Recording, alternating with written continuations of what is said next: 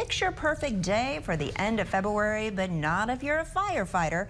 They've been working overtime as dry and windy conditions create a high risk of wildfires. WGEM's Claire Edlund is live in Pike County, Illinois this evening with more on brush fires there today.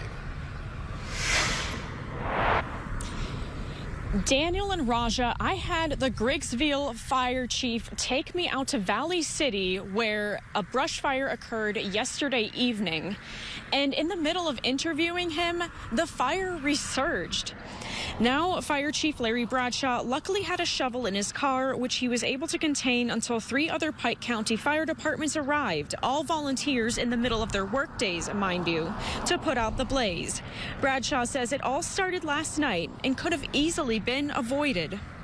We don't expect the landowners not to burn, not to clean their properties up, but there's better times to do it, and they've put out a red flag and fire weather warning and watch, and those are put in place so people should heed those. And the fire from this afternoon took about an hour to extinguish, and had it not been caught sooner, it could have taken 4 to 5 hours, just like it did yesterday night. Bradshaw says if you ever plan to open fire, to contact your local fire department so you know if the weather conditions are right. Live in Griggsville, Illinois, Claire Edlund, WGEM News.